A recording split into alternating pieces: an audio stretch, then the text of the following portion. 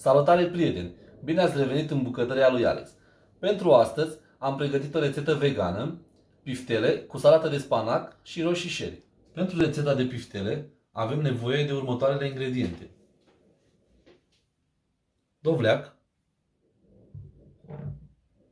morcov, ceapă verde, brânză halloumi, ouă,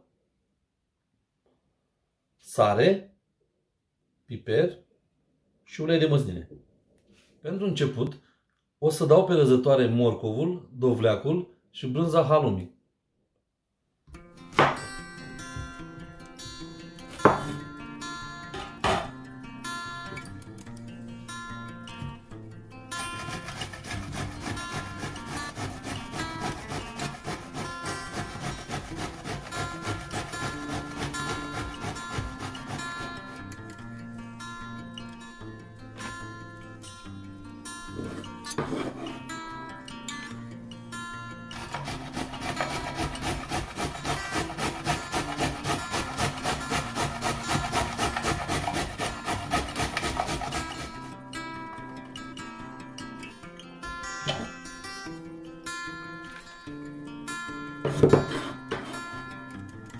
Am adăugat sare și presăm bine pentru a elimina zeama din legume.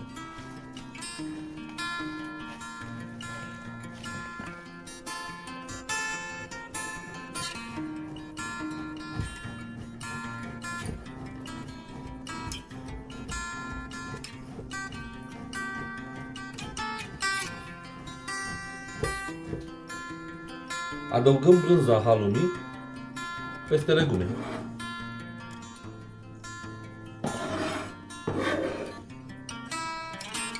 Tocăm ceapa verde.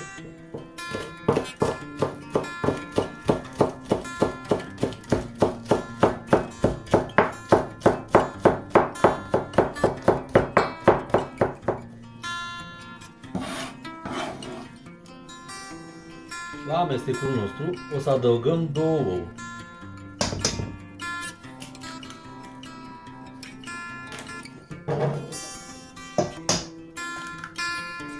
Adăugăm sare și piper după gust.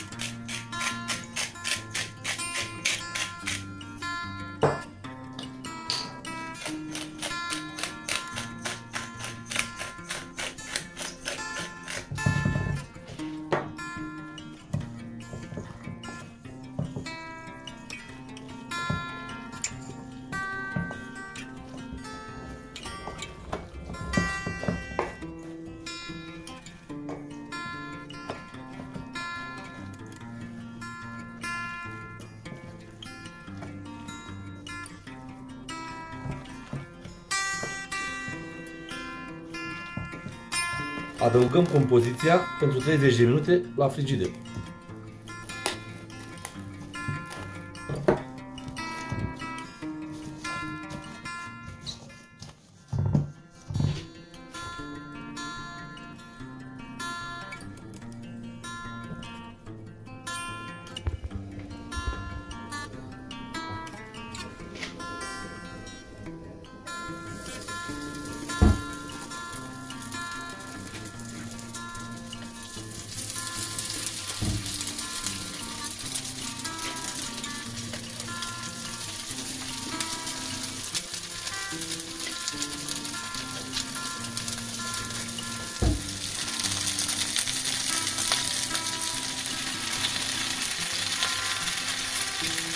Pentru salată avem nevoie de următoarele: spanac, avocado, roșii sherry și ceapă roșie.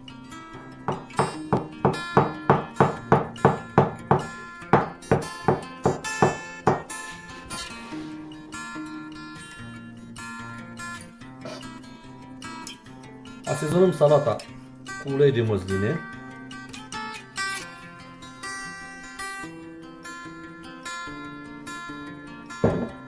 sare,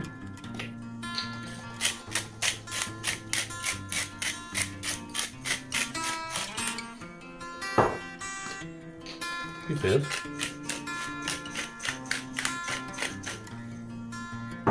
și rămâne.